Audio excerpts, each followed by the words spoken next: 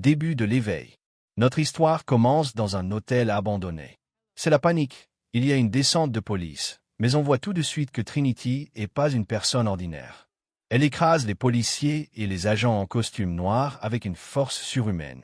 Elle s'échappe de justesse en répondant à un vieux téléphone public, juste avant qu'un camion ne défonce la cabine. C'est le premier signe que le monde tel qu'on le connaît est une illusion totale. Pendant ce temps, on suit Thomas Anderson, un programmeur de jour, et un hacker de nuit connu sous le nom de Neo. Il se pose des tonnes de questions sur la vie, obsédé par un mot qui revient sans cesse sur son écran, Matrix. Trinity le contacte et lui dit que quelqu'un du nom de Morpheus a les réponses qu'il cherche. Mais avant qu'il puisse le rencontrer, les agents débarquent dans son bureau. Morpheus essaie de le guider au téléphone pour s'échapper, mais Neo a le vertige et se laisse capturer. Les agents, menés par le féroce agent Smith, essaient de le faire parler pour qu'il trahisse Morpheus, qu'il traite de terroriste. Quand Neo refuse, son monde bascule. Sa bouche se referme toute seule et lui implante un robot insecte dans le ventre. Il se réveille en pensant que c'était un cauchemar, mais Trinity le récupère, lui enlève le bug et lui prouve que ce qu'il a vécu était bien réel. Le choix définitif, pilule rouge ou pilule bleue. Trinity emmène Neo retrouver Morpheus. Morpheus lui offre un choix capital. Prendre la pilule bleue pour oublier tout ça et retourner à sa vie ordinaire, ou prendre la pilule rouge pour découvrir la vérité sur la Matrix. Sans hésiter, Neo avale la pilule rouge. Sa réalité se désintègre et il se réveille nu, dans une sorte de capsule remplie de liquide, parmi des millions d'autres humains, tous branchés à un gigantesque système électrique. Il est sauvé et ramené à bord du vaisseau de Morpheus, le Nebuchadnezzar. La révélation et la prophétie. Pendant que Neo se remet de toute une vie passée sans bouger, Morpheus lui raconte tout. Au début du XXIe siècle, les humains ont fait la guerre à des machines intelligentes. Pour les priver d'énergie solaire, ils ont obscurci le ciel.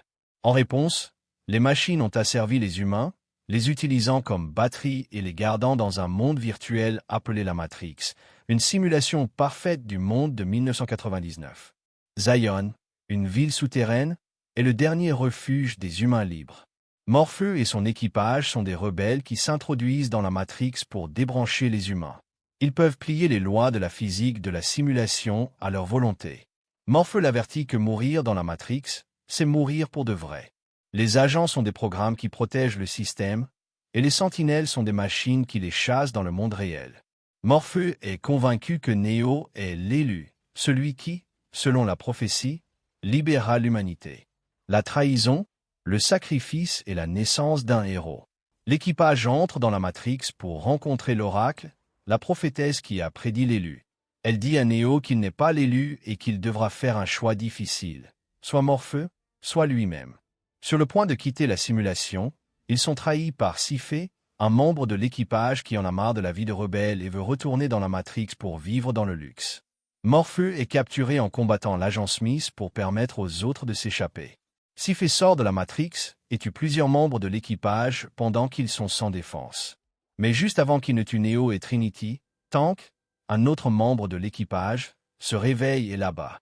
Les agents torturent Morpheus pour lui soutirer les codes d'accès de Zion. Tank propose de le tuer pour éviter ça, mais Neo, inspiré par la prophétie, décide d'y retourner pour le sauver, avec Trinity. Pendant le sauvetage, Neo gagne en confiance et réalise des prouesses à la hauteur des agents. Morpheus et Trinity s'échappent, mais l'agent Smith tire sur Neo, qui s'effondre. Tandis que des sentinelles attaquent le vaisseau, Trinity avoue son amour pour Neo, se rappelant que l'oracle lui a dit qu'elle tomberait amoureuse de l'élu. Cet amour réveille Neo. Il se relève, avec une capacité toute nouvelle à voir et contrôler la Matrix. Il bat l'agent Smith sans effort, et quitte la Matrix juste à temps pour que l'impulsion électromagnétique du vaisseau détruise les sentinelles. Un nouveau commencement. De retour dans la Matrix, Neo passe un coup de téléphone. Il promet aux machines qu'il va montrer à leurs prisonniers un monde où tout est possible. Il raccroche et s'envole dans les airs, la preuve qu'il a enfin embrassé son destin d'élu. C'est la naissance d'un nouveau héros, prêt à changer le monde et à libérer l'humanité.